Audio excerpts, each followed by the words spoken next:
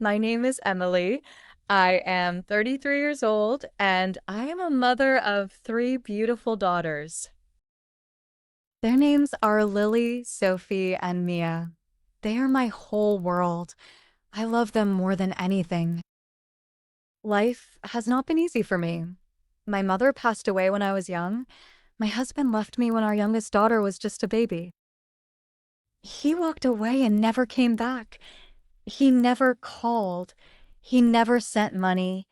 He forgot about us. Since then, I have been alone, raising my three daughters. I have no family to help me. I have no big house. I have no extra money. I live in a small apartment. Every month, I pay rent. Every month, I worry. I do not have a good job. I do not have a college degree. I do not have many choices. But I am strong. I never give up. I work as a taxi driver. I do not own a car. Every month I rent a car. I pay money for it. Then I drive all day and all night. I pick up passengers. I take them where they need to go. Some people are kind. Some people are rude. Some people do not pay. But I do not stop. I drive because I need money. I need to buy food. I need to buy clothes for my daughters. I need to pay rent. I work when I am tired. I work when I am sick. I work when I want to cry. Sometimes I look at my daughters while they sleep. They are so peaceful. They are so, so beautiful. I touch their small hands. I kiss their foreheads. I whisper, I love you. I want to give them a good life. I want them to be happy. I want them to have everything I never had. But life is hard. One cold evening, I was driving my daughters home. The weather was terrible. The sky was dark. The rain was heavy. The roads were icy. Lily sat in the front seat. Sophie and Mia sat in the back. "Mama, I'm cold," Mia said. She was only 5 years old. "I know, sweetheart," I said. "We'll be home soon." I turned on the heater, but the car was still cold. The road was empty. The streetlights were dim. I held the steering wheel tightly. My hands were shaking. I was nervous. Then, suddenly, a bright light, a loud crash, a terrible pain. Everything went black. When I opened my eyes, I saw a white ceiling. I heard beeping sounds. I smelled medicine. I was in the hospital. I tried to sit up, but my body hurt. My head was heavy. My arms were weak. Then I remembered the accident. My daughters, where were they? I tried to speak. Lily, Sophie, Mia. My voice was dry. My throat hurt. A nurse came to me. She looked kind. She smiled softly. "Don't move too much," she said. "You were in a bad accident." "My daughters," I whispered. "Where are my daughters?" She touched my hand gently. "They are here. They are safe." Tears filled my eyes. I want to see them. A few minutes later, the door opened. 3 small figures ran into the room.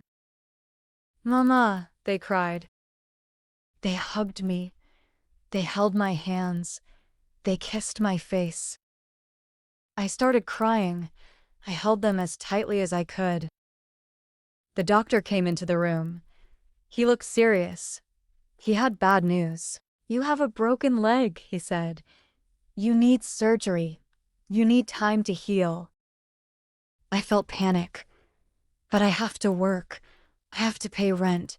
I have to feed my daughters. The doctor looked sad. "You need to rest," he said. Then I remembered something worse. The car. the rented car. Now it was destroyed. And the worst part, I hit a very expensive car. The owner of the car wanted $20,000. I had nothing. I was broken. I covered my face with my hands and cried. My daughters held me.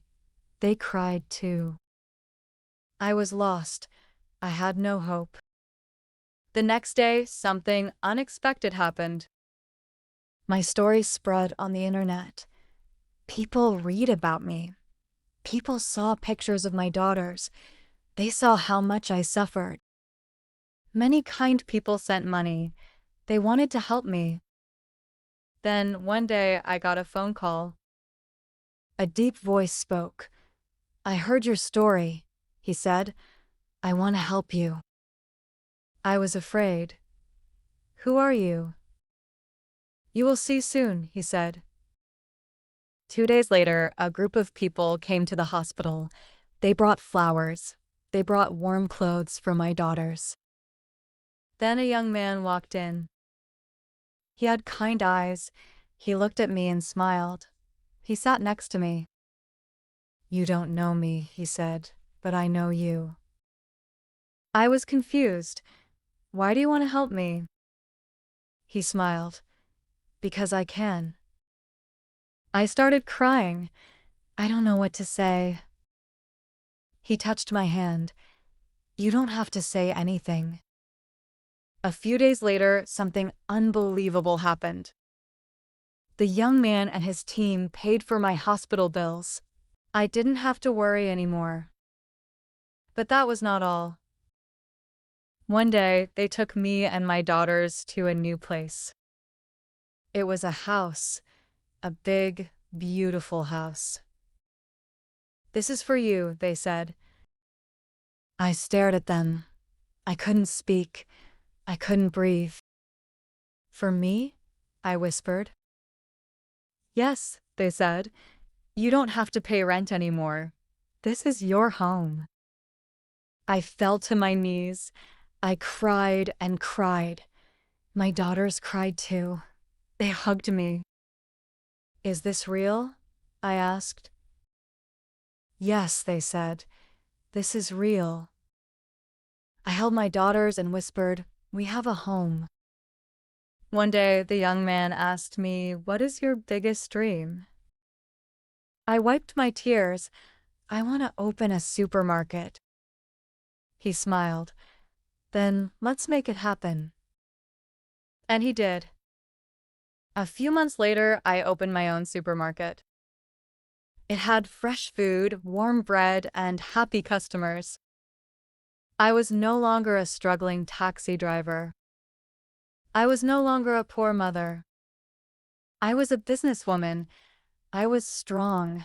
I was happy. I will never forget that young man. He changed my life. He taught me something important. There are kind people in this world. There are people who want to help. And sometimes miracles are real. I started with nothing. Now I have everything: a home, a job, and most importantly, a happy family. Thank you, my dear subscriber, for being here with me. Your support means everything to me. I hope this story touched your heart.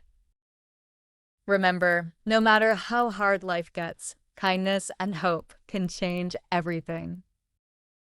Stay strong. Believe in good people. Never lose faith in a better tomorrow. If you enjoyed this story, don't forget to like, comment, and subscribe. More emotional and inspiring stories are coming soon. Take care and see you in the next story.